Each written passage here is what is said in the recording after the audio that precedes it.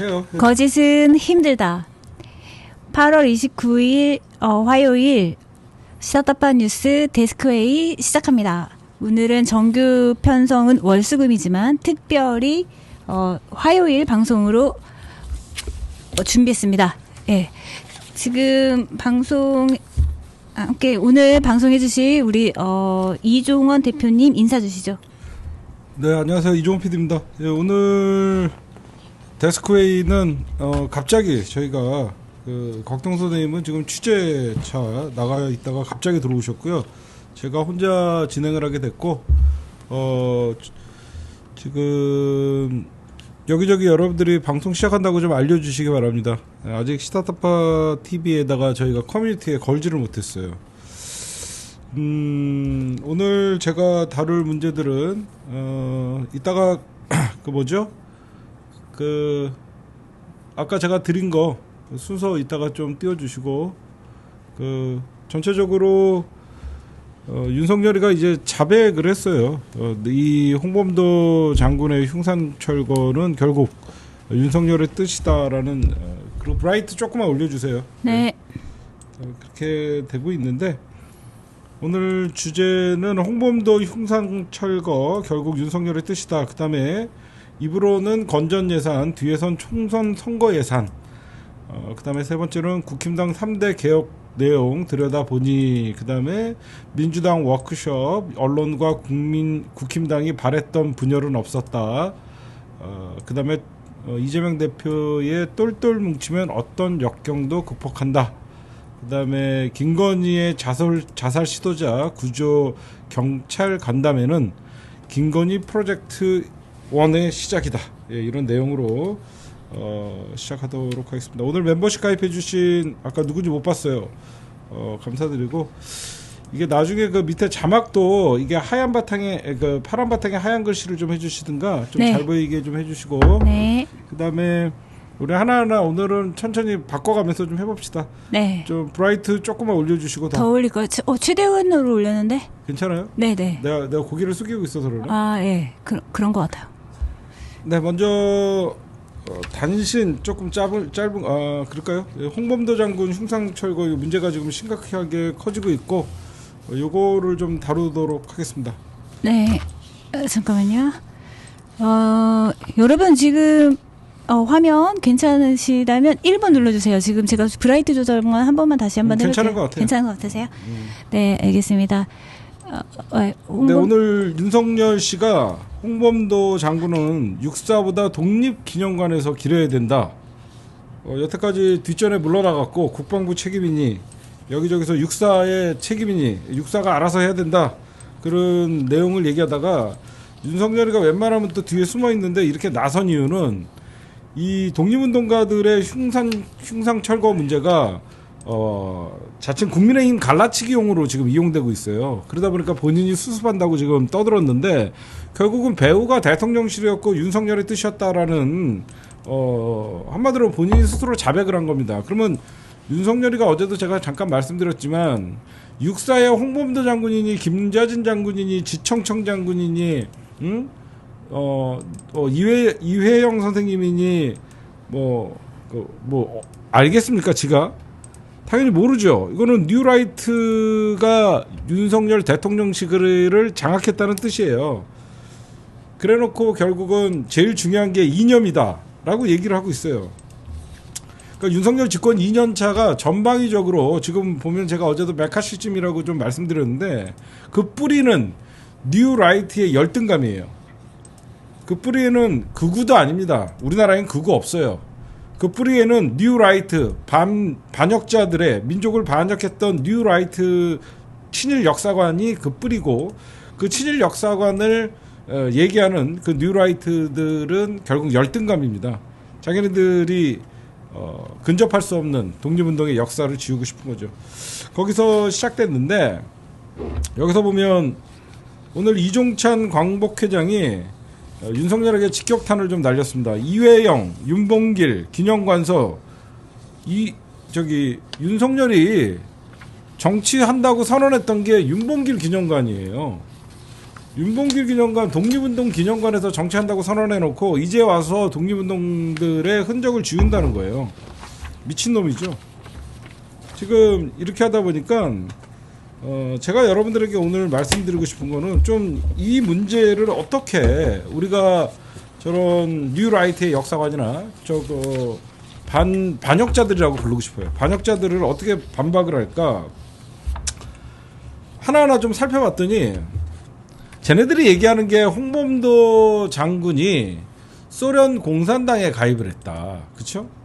그 내용이었어요. 그래서 소련 공산당에 가입했던 사람이기 때문에 이분은 육사에 적합하지 않다. 그래서 독립운동의 흔적을 이념으로 몰아가는 건데 홍범도 장군님이 1922년 모스크바에서 열린 극동민족대회에 참가해 마르크스 레닌으로부터 권총 선물을 받았는데 당시 입국 서류가 발견됐습니다. 당시 입국 서류에 자신의 직업을 뭐라고 썼냐면 홍범도 장군이 의병이라고 씁니다. 홍범도 장군이 자신의 직업을 의병이라고 쓰고 희망과 목적에 뭐라고 썼냐? 고려의 독립이라고 썼어요. 이분은 공산당에 가입한 건 어제도 제가 잠깐 말씀드렸지만 그 당시 봉오동 전투나 여러 가지 우리 광복군이 의병들이 일으킨 전투에서 우리가 승리는 거뒀지만 결국은 일본의 정규군에 밀려서 연해주나 이쪽으로 계속 밀려나갔어요. 수세로 계속 위쪽으로 밀려나갈 수밖에 없었어요. 그러다 보니까 그 당시에 러시아 혁명이 일어났던 소련의 입장에서는 본인들의 공산주의의 어떤 그 선전 역할을 민족 자결주의라는 걸 얘기했습니다. 그래서 민족 자결주의는 여러분들 알다시피 자기 나라의 운명은 자기 그 민족이 결정해야 된다라는 것들을 얘기를 하면서 그 당시에 소수 민족이었고 나라의 국권을 뺏겼던 홍범도 장군이나 이런 의병들에게 공산당 당원 가입을 권유했어요. 그러면서 어떤 공산주의의 팽창을 위해서 그 당시에 어떤 정책을 피냐면 소수 민족의 독립을 돕겠다라고 얘기를 합니다. 그래서 홍범도 장군도 희망과 목적에 고려의 독립이라고 썼던 거예요. 그리고 여러분들 가만 생각해 보십시오. 홍범도 장군의 이념의 색깔을 씌우는 게 맞습니까? 하나 묻고 싶어요. 응? 홍범도 장군님에게 이념의 색깔을 씌운다. 공산당 하면 우리가 가장 먼저 떠올리는 게 소련의 공산당이 아니에요. 북한의 공산당이죠. 그렇죠? 북한의 공산당에 우리가 늘 공산당 하면 북한 이렇게 생각을 해요. 근데 소련의 공산당 가입 경력으로 홍범도 장군의 흉상을 철거한다. 이건 왜 말이 안 되냐면요. 이 당시에 북한의 공산당은 존재하지 않았어요. 이거가 팩트예요. 그쵸? 우리가 항일 독립운동을 할 때 북한은 공산당이 없었어요. 똑같은 북한도 대한제국의 독립군으로서 같이 일본에 대항해서 싸웠던 민족이에요. 여러분들이 어디 가서 이 홍범도 장군의 흉상 철거가 공산주의 가입이 있다. 야, 그 당시에는 북한의 공산당은 존재하지 않았다. 그때는 조선 민족이 일본으로부터 독립전쟁을 하는 와중이었는데 그 당시에 북한이라는 공산당이 존재하지도 않았는데 무슨 소련의 공산당 경력 가입 경력으로 하냐. 이때 여러분들 보시면 세계 제2차 세계대전 때 그럼 미국도 공산당이에요. 미국과 소련은 연합 동맹이었습니다. 그쵸? 잘 생각해 보세요. 2차 세계대전은 소련은 연합군 소속이었어요. 당연히 이때는 2차 세계대전 기간이었습니다. 2차 세계대전이 1941년에 발발했잖아요. 홍범도 장군이 소련과 가까이 지낸 거는 결국 미국과 동맹인 것이에요. 물론 2차 세계대전 전이죠. 1922년이니까. 그러니까 여러분들 생각하면 지금의 소련과 지금의 북한을 상상하면 안 된다는 거예요. 러시아, 그 당시에 소련, 나중에 2차 세계대전 독일을 패망하게 만든 미국과 러시아는 독일에게 항복을 받아내고 미국은 사실상 일본에 항복을 받아내고 그러니까 여러분들도 이거를 보시면 소련의 공산당 가입 목적은 고려의 독립이었고 북한이 생기기도 전에 일이 그 이후에 그쵸? 북한의 공산당은 해방 이후에 생겼잖아요. 이런 것들을 무식하게 떠들면 안 된다. 그런 말씀을 좀 드리고 싶습니다.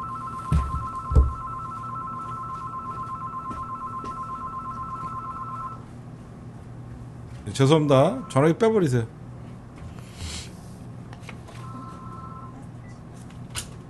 네, 그 다음에 이 뉴라이트 역사관을 가지고 있는 자들이 권력을 잡죠. 결국은 여러분들 하나 물어봅시다. 이승만이가 건국의 아버지라고? 아니에요. 제가 오늘 밤에도 이따가 말씀을 드리겠지만 이승만이는 4.19 혁명에 의해서 탑골공원에 서 있던 이승만의 동상을 화남 민중들이 종로의 화신백화점에서부터 세종로까지 끌고 다녔어요. 응?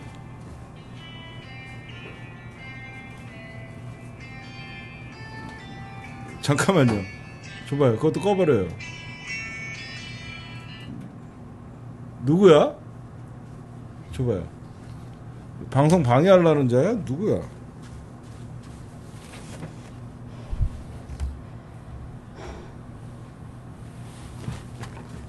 전화하지 마세요. 방송 중이니까.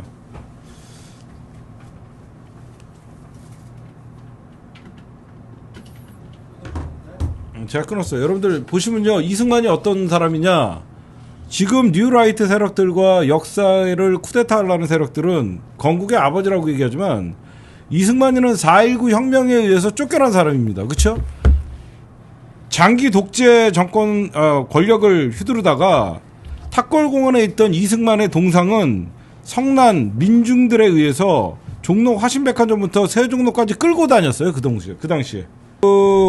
이승만을 건국의 아버지로 만들라는 어떻게 보면 뉴라이트들, 그러면 독립운동의 역사를 지우고 싶어하는 거죠. 이건 수없이 얘기했습니다. 이승만이가 어떤 자입니까? 1960년 여러분들 알다시피 4.19 의거에 의해서 분노한 민중들에 의해서 탑골공원 앞에 세워져 있던 이승만 동상을 민중들이 와이어로 묶어갖고 사실상 땅바닥에 팽겨치면서 종로 화신백화점부터 세종로까지 끌고 다녔습니다. 진짜. 그러면서 그 이승만의 그 동상이 그 길거리에 끌려다니는 모습을 보면서 그 당시에 많은 민중들은 박수를 치고 그랬던 사람인데, 여러분들 이런 독재자가 다시 저런 뉴라이트와 반역자들이, 민족의 반역자들이 권력을 잡는다 그래갖고 동상을 세운다 그래갖고 영웅이 됩니까? 백선엽은 어떤 인간이에요? 백선엽은 이명박 정부 때, 정부 때 사실상 뭘로 나왔죠? 이명박 정부 때 친일 반민족 행위 진상규명위원회에서 반민족 행위자로 판명된 인물이에요. 그쵸?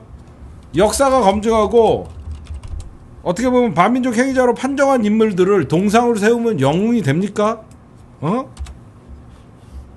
지금 윤석열 정부에서 여태까지 이명박근혜 정부에서까지만 해도 뉴라이트라는 대한민국 변방에서 떠들던 역사 쿠데타를 모의하던 자들이 윤석열이 집권하니까 대한민국의 주류가 된 거예요. 대한민국의 주류가 되니까 이딴 일이 발생하는 거예요. 지금 백선엽이의 동상을 세우면 민족의 반역자가 영웅이 됩니까?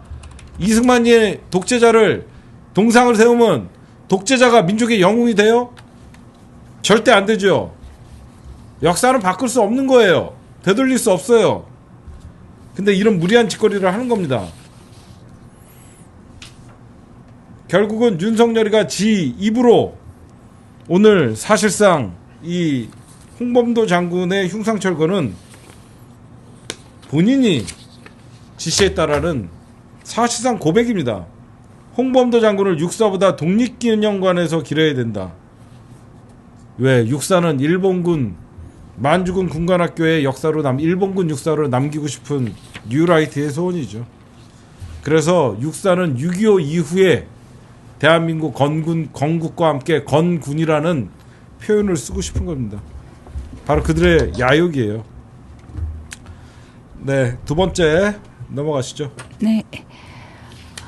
다음은 입으로는 건전 예산, 뒤에선 총선용 예산 집행, 여기에 대해서 말씀해 주시겠습니다. 저는 이번에 제가 기사를 보니까 지금 다 예산 감축했다 하지만 지금 내년 해수부 예산이 6.6조라고 그래서 오염수 대응에 7,319억을 투입한다는 기사를 보고 제가 깜짝 놀랐습니다. 지금 밖으로는 다 이거 오염수도 막 안전하다 아무 문제 없다 하면서 왜 7,319억이나 필요했을까 이 점도 궁금하더라고요. 어쨌든 이래저래 예산에 대해서 우리 타파님 말씀해 주세요. 네, 여러분들 해수부의 예산이 늘어나는 건 나쁜 건 아니죠. 왜 그러냐면 일본의 해양 오염수의 피해를 입는 국민들에게 보상을 해주려고 일본도 지금 엄청난 보상의 예산을 준비를 하고 있거든요. 근데 중요한 거는 일본이 죄를 졌는데 왜 우리가 돈을 쓰냐는 거죠. 그래서 구상권을 청구하라는 겁니다. 그렇잖아요. 일본이 해양 오염수 무단 투기 저 범죄를 저질렀는데 왜 우리나라 국민들의 예산을 가지고 보상을 하는 거죠. 먼저 1차적인 국민들에게 직접적인 피해가 가니까 보상하는 건 좋아요. 근데 일본에겐 찍소리도 못하고 일본에게 구상권 청구해야죠. 그렇죠? 특히 윤석열은 이번뿐만이 아닙니다. 지난번에 어떤 짓거리였어요. 강제징용 피해자의 문제를 제3자 변제 방식을 택하면서 일본이 잘못했는데 우리나라가 물어주는 짓거리를 했어요. 여러분들 윤석열이는 100% 뉴라이트라는 건 저는 확실합니다. 왜 그러냐? 제가 오늘 찾아봤더니 이게 말도 안 되는 짓거리예요. 여러분들 오늘이 무슨 날인지 아시는 분 있어요? 8월 29일 무슨 날입니까? 경술국치일이에요. 일본에 의해서 우리가 나라의 국권이 침탈되고 강제 병합한 날이 바로 8월 29일입니다. 오늘 윤석열이 어떤 짓을 했는지 아십니까? 한미일 군사훈련을 합니다. 나라를 빼앗긴 날에 일본과 같이 군사훈련을 하는 넋빠진 새끼예요. 응? 정신 나간 자죠. 그쵸? 미사일 방어훈련한다고 하면서 이게 제대로 된 생각을 갖고 있는 사람이에요?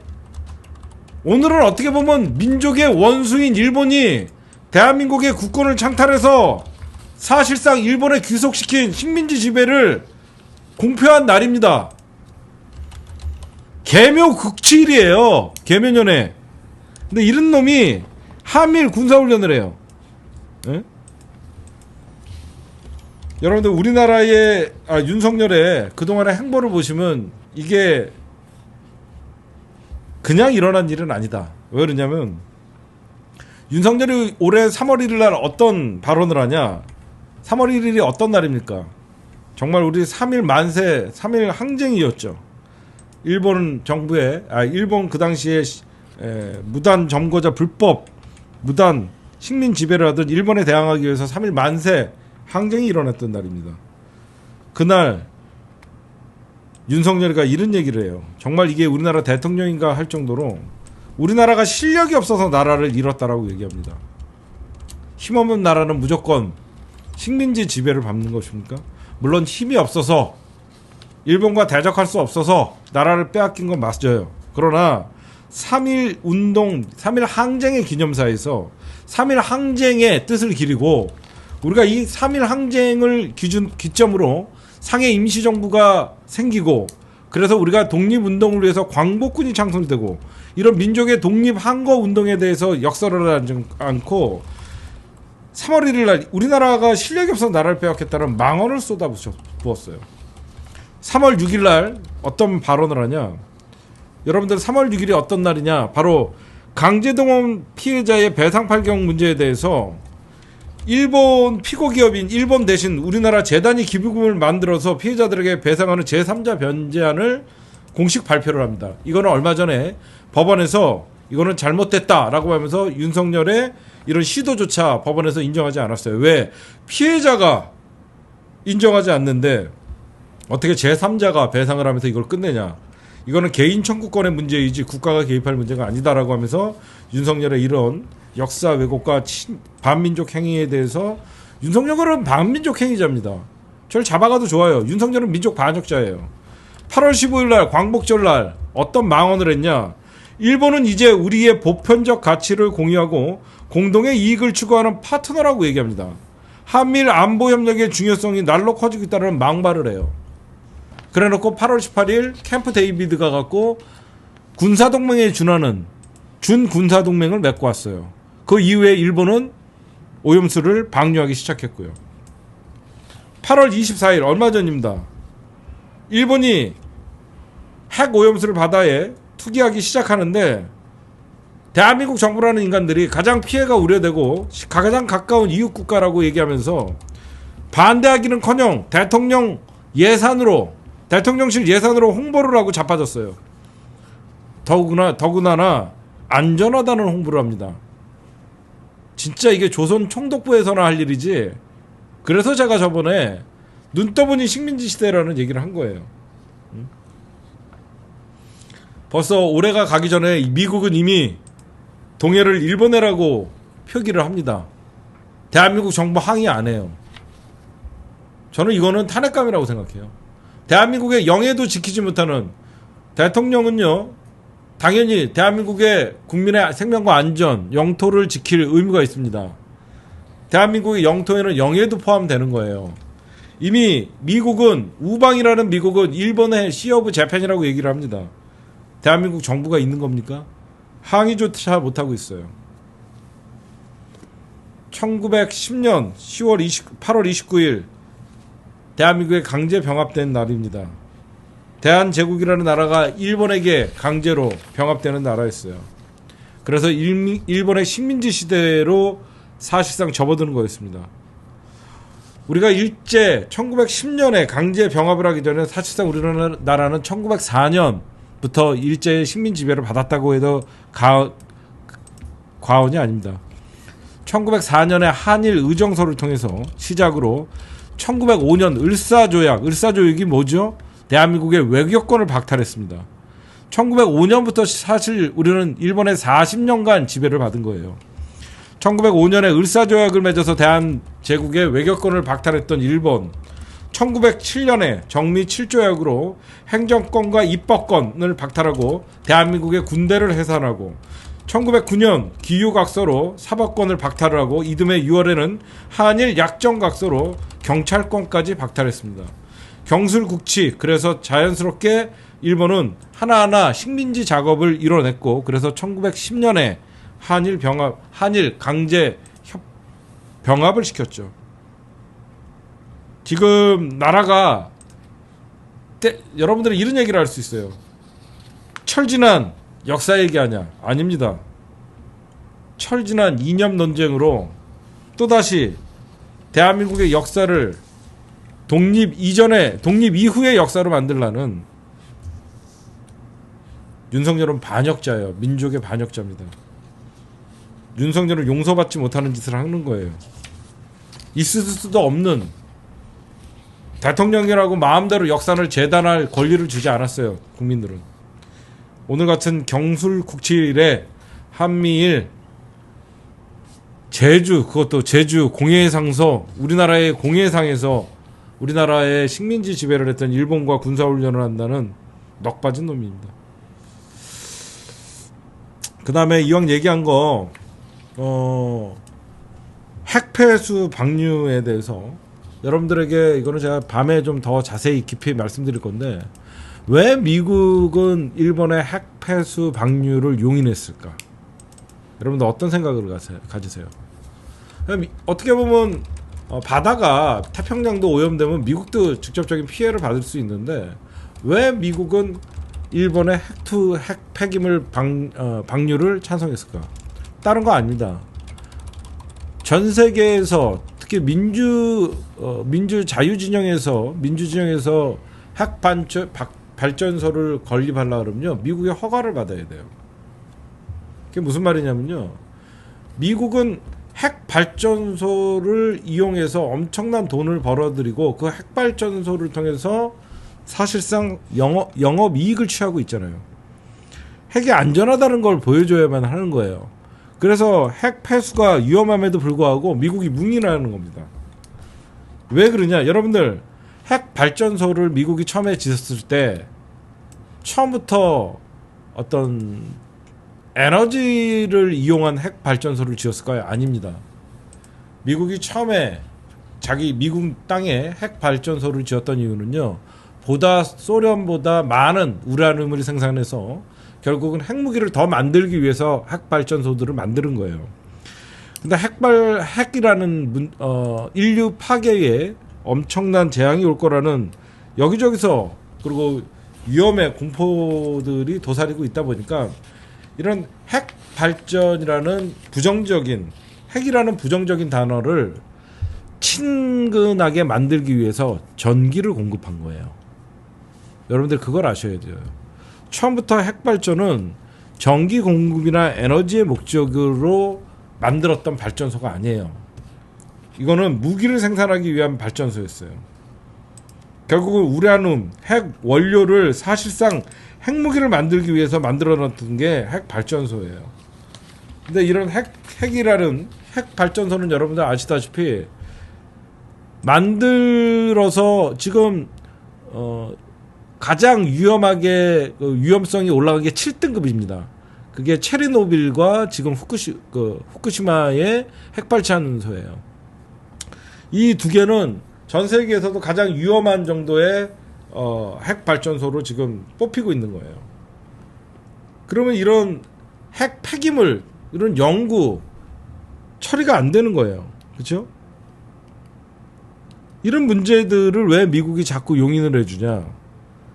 핵 발전은 자유주장에서는 미국의 허가를 받아야지 핵 발전소를 지을 수 있기 때문에 이 어마어마한 핵 발전소 건립이 미국에게는 엄청난 돈줄이 되는 거거든요.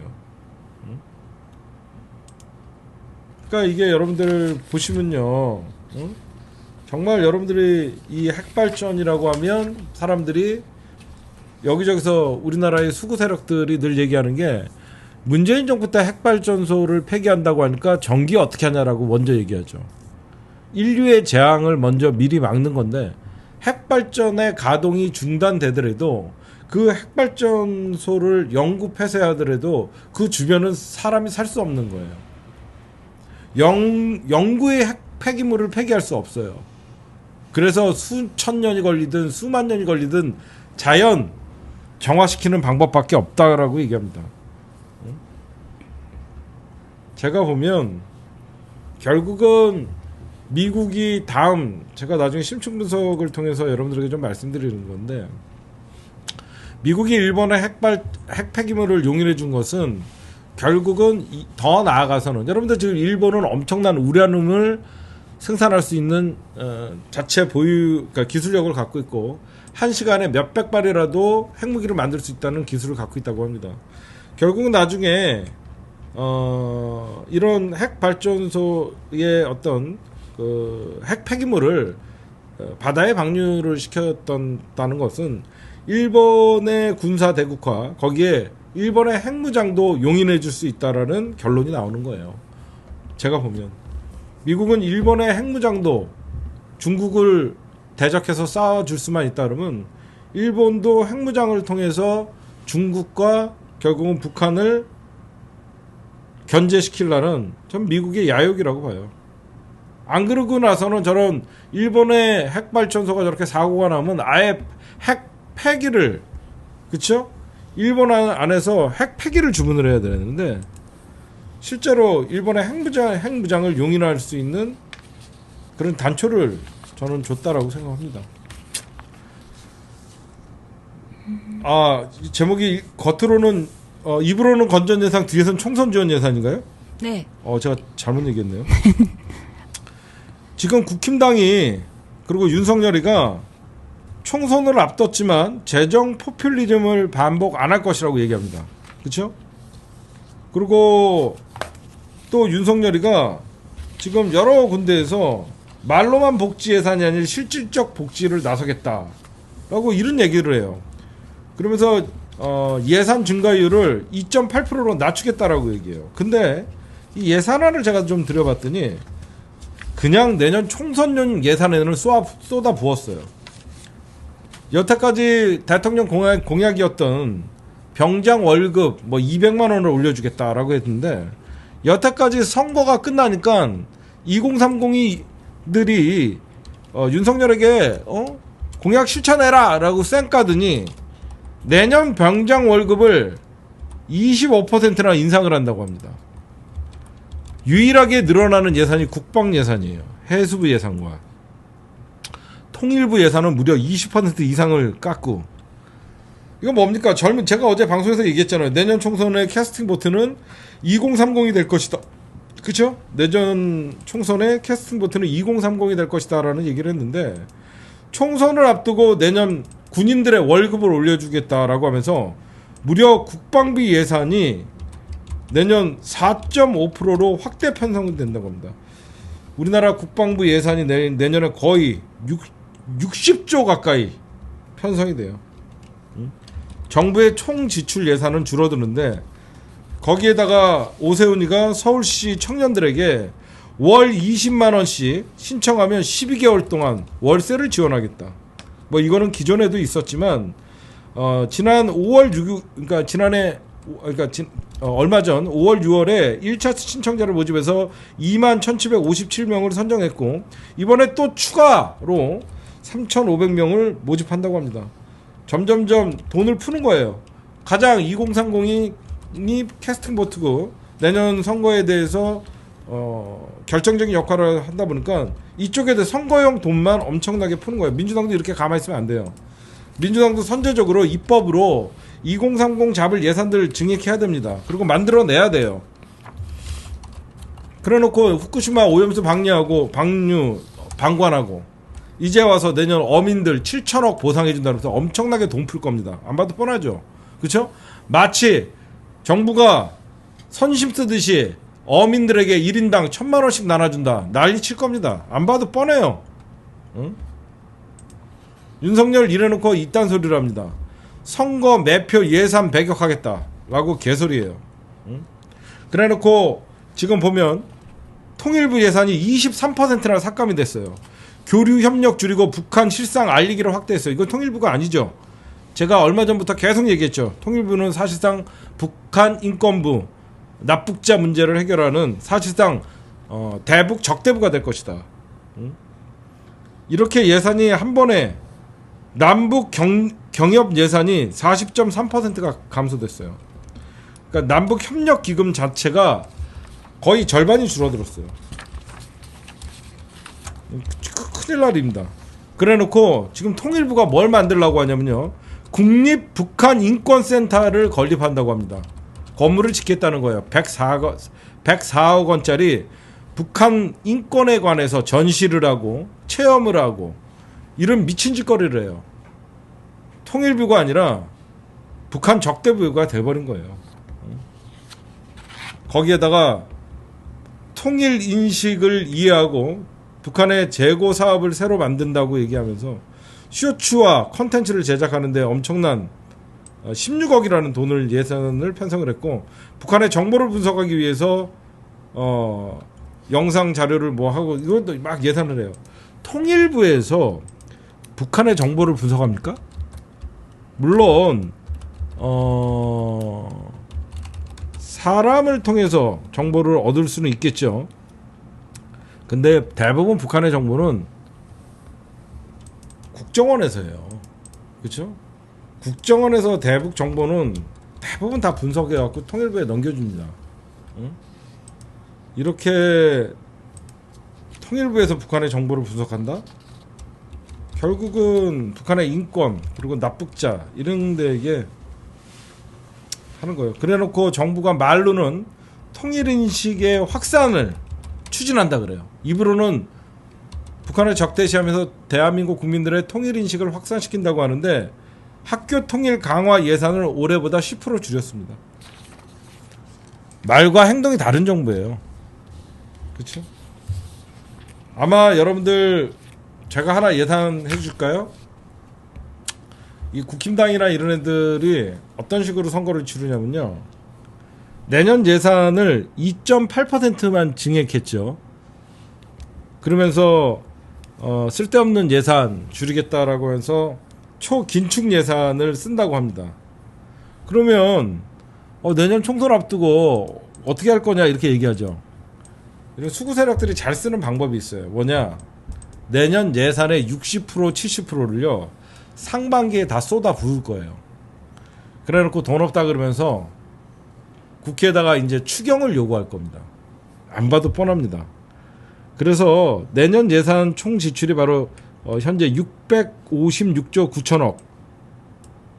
2005년 이후에 가장 낮은 증가율이에요. 가장 낮은 증가율인데 그럼 이거 갖고 내년 우리 어떻게 살 거냐고 하면서 복지 예산 줄이는 거냐, 오히려 국방 예산은 늘어나고 이런 얘기들을 할 겁니다, 사람들이. 그때 국민의힘이나 윤석열이 어떤 짓거리를 하냐, 1사분기에 예산의 60% 70%를 막 써버립니다. 얘네들 항상 그랬어요. 그리고 하나 묻고 싶은 게 나라가 선진국일수록 복지 예산은 줄어들지 않고 복지 예산이 차지하는 비율이 늘어나야 되는 거예요. 우리나라 국방 예산이 엄청나게 60조를 향합니다. 거의 대한민국 예산의 10% 가까이를 차지해요. 우리나라 예산 중에 10%가 거의 국방 예산으로 들어가요. 남북이 평화가 정착되고 정말로 실질적으로 대한민국이 북한의 위협으로부터 벗어날 수 있다 그러면 이 어마어마한 60조의 예산 중에 반만 30조의 예산이 복지에 쓰여도 대한민국 국민들은 잘 데가 없고 먹을 게 없고 일할 데가 없어갖고 비참하게 사는 국민들은 줄어듭니다. 정치를 잘못하니까 예산이 잘못 쓰이는 거예요. 나쁜 놈이죠. 혼자 나홀로 메카시즘에 빠져갖고 나홀로 1960년으로 들어 50년대 후반으로 50년대로 들어가서 나홀로 냉전주의를 외치면서 대한민국의 국방 힘은 힘으로 제압한다라는 논리로 저렇게 국방비 예산 증가하면 누가 제일 좋아할까요? 결국 우리가 무기 누구한테 사옵니까? 미국한테 사와요. 미국이 제일 좋은 일이에요. 네, 그 다음. 네, 국민의힘이 오늘 인천 영종도 인천국제공항공사 인재개발원에서 1박 2일로 열린 국민의힘 국회의원 연찬회가 끝난 후에 어떤 결의문을 채택을 했는데요. 그 안에 있었던 이 3대 국민의힘과 어울리지 않는 개혁이라는 단어가 있습니다. 그래서 국민의힘 3대 개혁 무엇인지 그 뉴스에 대해서 말씀해 주시죠. 네, 국민의힘이 연찬회의를 한다 그러면서 말로는 국회 정기 국회를 앞두고 어떤 뭐 다짐을 하는 자리예요. 민주당도 했죠. 제가 좀 살펴봤습니다. 국민의힘이 3대 어떤 뭐 개혁 과제 추진 뭐 이런 걸 봤더니 가짜뉴스 괴담 등 선동전 정치에 강력 대응하되 경쟁을 지향하고 민생을 우선시한다. 그냥 정부를 비판하고 그러면 그냥 가짜뉴스 괴담 강력 대응한다라는 거죠. 언론 장악을 이미 장악을 해놓고 법적 조치를 취하겠다 그러면서 국민들의 입과 귀를 막는 겁니다. 그리고 자기네들 민주당이나 어떤 이런 것들을 경쟁이라고 얘기해요. 이거는 경쟁이 아니죠. 본인들의 비판을 받는 것들을 아예 무시를 하고 민생을 우선 선거용으로 전환을 하겠다는 거예요. 민생 파탄 내놓고 민생을 우선시하겠다고 하는 얼빠진 소리 하는데, 두 번째가 이해가 가지 않는 게 우리 경제의 글로벌 경쟁력 강화와 활력 제고를 위한 생산적 입법 활동에 매진하겠다. 얼핏 들으면 굉장히 어떤 우리나라 경제가 어려우니까 우리 경제 살리는데 힘을 다하겠다 이렇게 들어볼 수 있지만, 자세히 이걸 보면 우리 경제의 글로벌 경쟁력 강화 뭐냐면 재벌과 대기업의 규제를 완화시키고 철폐시킨다는 거예요. 그렇죠. 경쟁력 강화라는 어떤 게 들어가냐면 노조의, 그러니까 친재벌 정책을 펴주면서 노조의 어떤 파업과 그런 노사 행위에 대해서는 단호하게 탄압하겠다는 겁니다. 경쟁력 강화와 활력 제고, 생산적 입법 활동, 노조 탄압, 입법 만들어서 규제 철폐해 주겠다는 거예요. 거기에 윤석열 정부가 연금, 노동, 교육 3대 개혁 추진을 하겠다는 겁니다. 이건 어떤 게 있냐면요. 연금, 노동, 교육은 물론 어떤 개혁적인 면에서는 공감을 하는 부분들이 있어요. 근데 전 정부나 전전 정부나 연금과 노동과 교육 3대 개혁을 쉽사리 손대지 못하는 게 뭐냐면요. 이게 굉장히 이게 단시간에 이게 해결할 수 있는 부분들이 아니기 때문에 하나하나씩 나가야 되는데, 이거는 연금, 노동, 교육, 노동을 통해서, 노동 개혁을 통해서 노조의 힘을 빼놓고 연금과 교육을 통해서 공무원들 길들이게 한다는 거예요. 그리고 국가 재정이 바닥이 나다 보니까 국가 재정이 그러니까 곳간이 비다 보니까 연금은 많이 내게 하고 수령은 늦추려고 하는 그런 작전이에요. 그렇죠? 그러면 누가 자꾸 연금이나 이런 거 가입하려고 하겠습니까? 점점점 연금 가입을 거부하고 그러면 결국은 이런 공적으로 국가의 복지의 제도인 하는 국민연금 이런 것도 나중에 다 민영화시키려는 전략이에요. 그리고 저는 너무너무 뻔뻔한 게 국민의힘이 결의문에서 집권 2년차를 맞이해 여러 성과를 만들어내야 하지만 무너진 국가 시스템을 정상화하고 망가진 경제를 회복시키겠다. 반대 아닙니까? 잘 돼 있던 국가 시스템을 누가 망쳐놓고 선진국 대열에 올라놨던 나라를 하루아침에 식민지 국가로 만들어 놓은 게 누굽니까? 이런 뻔뻔한 말도 정말 국민의힘이나 윤석열이 할 수 있는 얘기예요. 네, 다음 이슈로 넘어가겠습니다. 아니 너무나 생뚱맞게도 김건희가 민주당 워크숍. 민주당 워크숍 해야 되나요? 네. 민주당 워크숍. 매우 중요한 이슈입니다. 민주당 워크숍 그동안 언론과 국민의힘이 얼마나 고사를 지냈습니까? 민주당 이번에 대판 싸우고 분열하겠지? 하지만 결과는 어땠습니까? 그렇지 않았죠. 우리 이종원 대표님이 이에 대해서 상세히 말씀해 주시겠습니다. 예, 이재명 당대표께서 워크숍 한 2, 3일 전에 나를 지지하는 어떤 지지가 더 견고해졌다. 그런 당원들의 어떤 확고한 지지세를 믿는 자신감이었다라고 제가 한번 분석을 해드렸고, 그리고 나는 절대 사퇴하지 않는다. 내년 총선이 나의 운명이다. 나의 사명이다. 이렇게 얘기하면서 사실상 워크숍에 가기 전에 사퇴 불가를 얘기를 천명을 하고 갔죠. 그러다 보니까 우리가 사실상 더불어민주당 김은경 혁신안이 발표가 됐을 때 이번 28일, 29일 워크숍에서 아마 굉장히 논쟁거리가 될 것이다. 이런 예상을 많이 했습니다. 그렇죠? 그리고 검찰이 이재명 당대표에 대한 영장 청구의 시기, 이것도 굉장히 민주당이 내용이고 민주당 분열 갈등이 있을 것이다라고 예상을 했었는데, 이재명 당대표가 제가 예상한 대로 워크숍 하기 전에 먼저 사퇴 불가, 그리고 검찰 출석 날짜도 이재명 당대표가 얘기를 하면서 사실상 언론과 검찰이 바라던 대로 민주당의 분당 소리나 많은 어떤 개파 갈등이 벌어지지 않았습니다. 많은 사람들이 윤석열 정부의 퇴행 시대를 끝나겠다, 결의문을 채택했습니다. 이게 가장 중요한 거고, 민주당이 워크숍을 끝으로 특별 결의문을 어떤 걸 택했냐면요, 오염수 해양투기 긴급 비상체제로 돌입한다 라고 얘기했고요.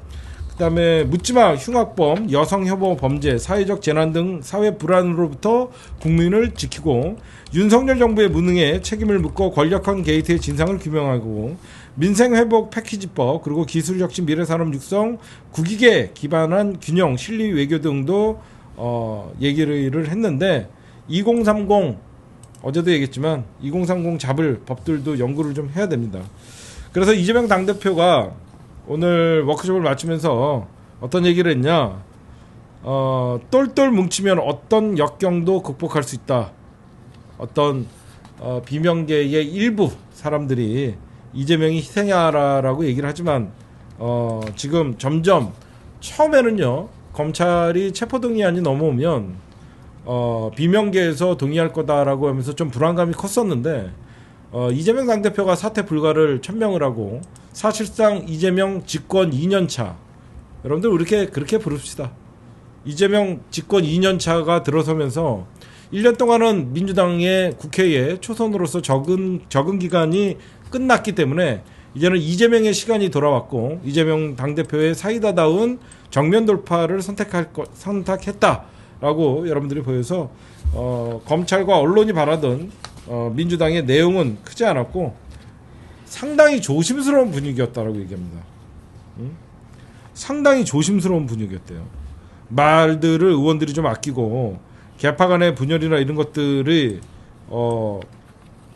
그러니까 여러 가지 뭐 다양한 의견은 나왔지만 상대방을 후벼 파는 말들이나 전면전을 일으킬 수 있는 얘기들은 대부분 안 했고, 유일하게 철딱선이 없는 이상민 의원자, 민심을 당과 괴리시켜 이재명 간판으로는 총선 이기기 어렵다라는 개소리를 했죠. 그래서 솔직히 여러분들 이상민 간판으로 대전에서 당선될 수 있습니까? 이상민이 같은 애들은 진짜 이런 해당 행위자는 나가야 됩니다. 그래서 여러분들이 걱정하던 것 같이 저는 걱정 안 했습니다. 사실 워크숍 분위기가 굉장히 치열했고 난타전이 있고 그런 것도 없었고, 그러다 보니까 정청래 의원이 이런 얘기를 했어요. 기자들이 생각하는 분란과 분쟁이란 거에 비읍자도 없었다. 그런 걸로 싸우기에는 너무 시국이 엄중하고, 그래서 기자들한테 제가 쓸거리가 없어서 어떻게 하냐고 물어보면서 제가 위로를 하고 왔다. 약간의 어떤 뭐 사법 리스크는 어떻게 대응을 할 거냐에 대해서는 의견 차이가 좀 있었지만 전혀 그런 게 없었다. 여러분들이 걱정하는 것 같이. 그래서 아마 민주당이 이번 워크숍을 끝으로 어떤 양 개파 간의 그 전면전을 피했지만, 이재명 당대표가 스스로 물러나지 않는 이상 뭐 검찰이 구속영장을 친다 그래도 이재명 당대표가 물러나지 않으면 강제로 나가라고 할 수 없어요. 왜? 선출된 당원들에 의해서 선출된 권력이기 때문에 이재명 당대표의 의중이 달려있는 거니까, 비명계에서도 결국은 이재명 당대표를 도와서 내년 총선 이기자라는 얘기가 이번 10월 달까지만 우리가 잘 넘기고, 우리 추석 검찰의 영장 청구도 저는 영장 청구 과연 무리하게 할 수 있을까? 이미 영장 청구 어떻게 보면 1년 동안 이재명 잡다가 검찰과 윤석열 정부는 이재명에 올인하다가 사실상 지지율 바닥을 쳤거든요. 이재명 죽이려고 칼은 지네가 들었는데 피를 지네가 흘리고 있는 거예요. 칼 들고 이재명 죽이려고 지네가 난리를 쳤는데 오히려 피를 윤석열 정부와 검찰이 흘리고 있는 꼴이 됐습니다. 그게 엄청난 이재명의 몸빵이 있었기 때문에요. 다른 사람들 같으면 버티지 못했겠죠. 이 표현이 가장 맞는 것 같아요. 칼은 윤석열과 검찰이 들고 있었지만 피는 정작 본인들이 흘렸다. 이런 표현이 맞는 것 같습니다. 다음. 네. 뭐 하여튼 자기가 대통령인 줄 알고 맨날 화보만 촬영하고 다니는 김건희가 이번에는 경찰관 간담회에 또 나왔습니다. 왜 그녀는 거기에 나왔을까요? 네. 여러분들, 우리가 정치부 기자들이나 여의도에서 소문이 있어요. 이거는 뭐 아직도 취재하는 사람들도 많고 그러는데, 김건희를 어떻게 보면 그 뭐죠? 제2 부속실이 없었죠. 사실상 윤석열과 집무실을 같이 써요. 그러니까 여러 가지 썰이 있어요. 근데 어제 뜬금없이 김건희가 자살 시도자 구조 경찰 간담회를 다니면서 사진을 찍으면서 경찰을 방문했어요. 마포경찰서를. 겉으로 볼 때는 어떤 뭐 김건희 여사, 근데 김건희가 지금 이런 행보를 하는 게 뉴스에 나올 만한 일이 아니거든요.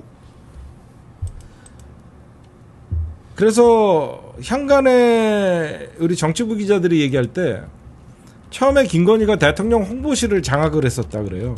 그래서 안정권의 누나도 대통령 홍보실에서 근무를 했었고요. 근데 이제는 시민사회 수석실도 장악을 했다라는 소리가 나와요. 그러니까 홍보실, 시민사회 수석실을 다 장악하다 보니까 해외에 나가도 김건희 사진으로 도배되는 거예요. 왜? 홍보실의 실질적인 지배구조가 김건희가 대빵이거든요. 저희가 정치부 기자들이나 저희가 부르는 게 뭐냐면 이게 바로 김건희 프로젝트 1의 시작이라고 얘기합니다. 그쵸? 이 김건희 프로젝트의 최종, 그러니까 김건희 프로젝트 1탄이라고 얘기를 해요.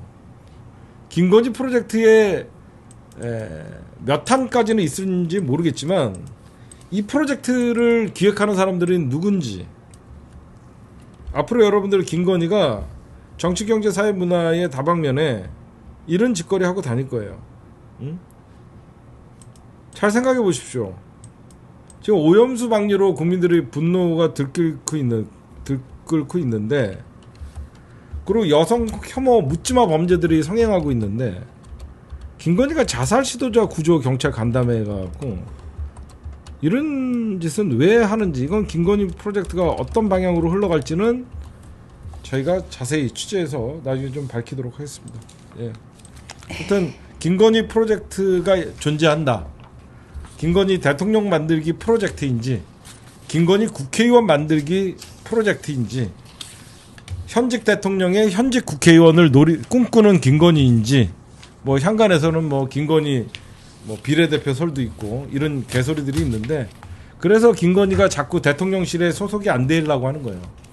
김건희가 만약에 정무 2부속실에 소속되는 순간 공직기강 비서관이나 어떤 여기저기서 견제와 감시를 받잖아요.